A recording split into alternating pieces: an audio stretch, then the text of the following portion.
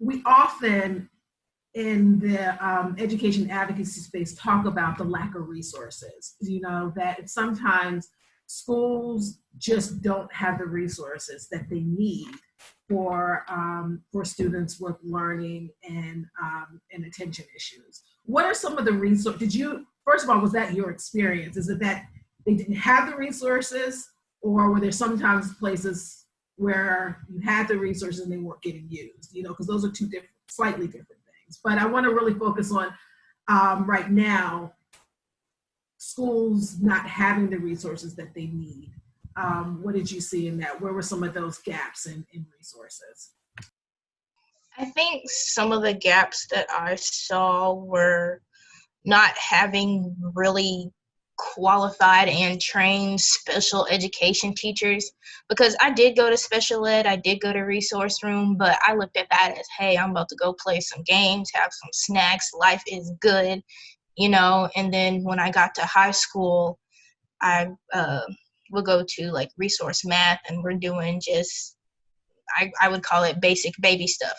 Yes, I have dyscalculia, but I already know 2 + 2 is 4. Okay, we get that, but try to teach me something else. And if you don't know how, then figure it out. And if you can't figure it out, then no offense, but why are you here in the first place? Because you are part of the reason that I could potentially fall through the cracks. Yeah, because I would compare myself to like some friends who were, I call it mainstream classes, and they're like, yeah, we're doing this. I was like, what? I'm over here doing this boring stuff. That actually seems somewhat interesting. I want to learn how to do that. But the teacher, she didn't give us that type of stuff. She gave us these little baby worksheets that my little brother can do, and she would go and sit down until it's time for us to go to lunch or whatever, and it would be so frustrating. And at the time, I didn't really know what to do. And looking back, my mom had already been making these trips enough, and I was like, dang, I don't really want to tell her, but I feel like I should say something because I'm not learning anything and I'm bored. This is annoying, So it's definitely a juggle, because you have to figure out what is more important. Do I just go ahead and take it, or do I go ahead and speak up because I know I can learn better? I just don't know how I can learn better. Applying more empathy, and like teachers really trying to connect with students on a different level. Like, yeah, you're there to teach, but you're also there emotionally, right? You're supposed to support them. So just being there on a more of an empathy level, like look at the failures that we see when we were having classes in person, right? What's the statistics? And I'm getting back to the numbers, right? So what do the numbers look like? What do graduation rates look like in the school systems? Where did these students fall? Like, where did these students fall short? Was it material? Was it like, what's the issue? Like, how can we bring back these students and helping them and making sure that they have, now that they're home and you're unable to see them, are you making sure that they have the tools measured for success? Do they have it? This involves laptops.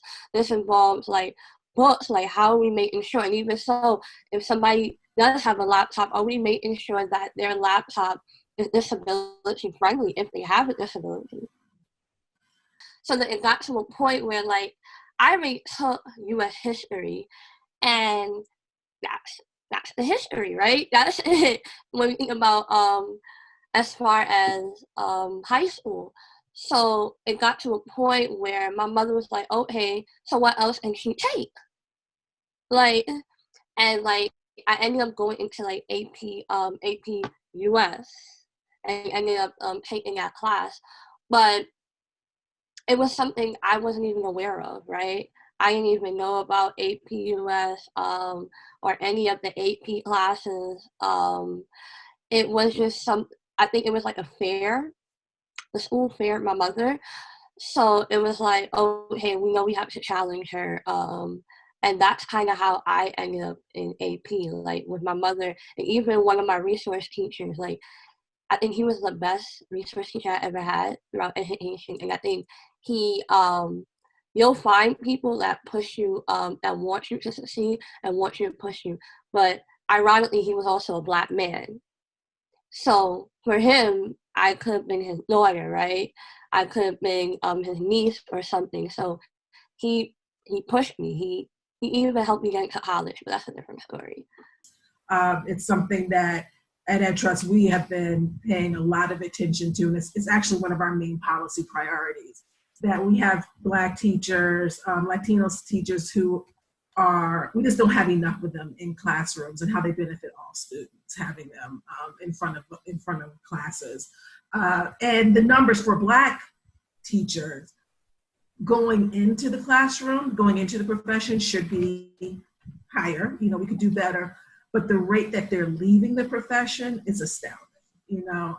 And so I wonder how, you say it's ironic, you know, that he helped you and made sure you got an AP, but I was actually, is there a connection there, and the importance of having Black educators in classrooms, you know, in schools, and we need to be pushing for that even more.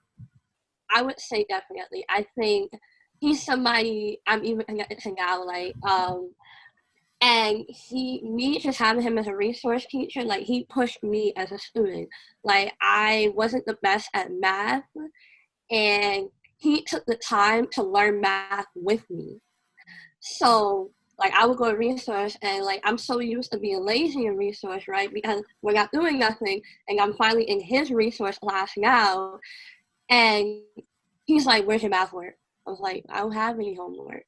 And he was like, "Well, I'm calling your math teacher right now." And he would call, and he would, like, really involve himself into my education. We learned math together, which is probably why I like analytics now, and I like technology, because of our relationship and the way he communicated with me. And it's the same thing with my AP US teacher.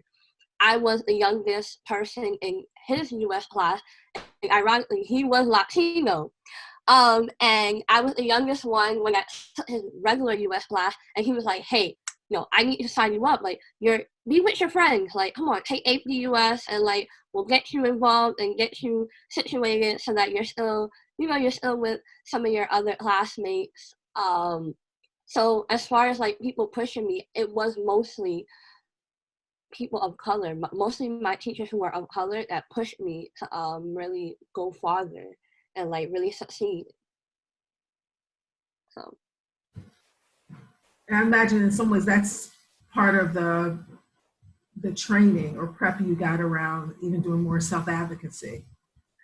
Do you see any connection there? Having someone believe that you can do it, or saying you can do it, or why can't you do it, then you have every right to ask for and demand those kind of opportunities. it's just good when you have somebody on your side that looks like you, right? So they're more likely to understand, and I'm like, "Hey, like, this is my struggle, and they are in the system, so they can help more." Right? And it's easy for me to share my story and not feel like a burden compared to sharing it with somebody who's of color. They understand. I just felt like they understood a little bit more.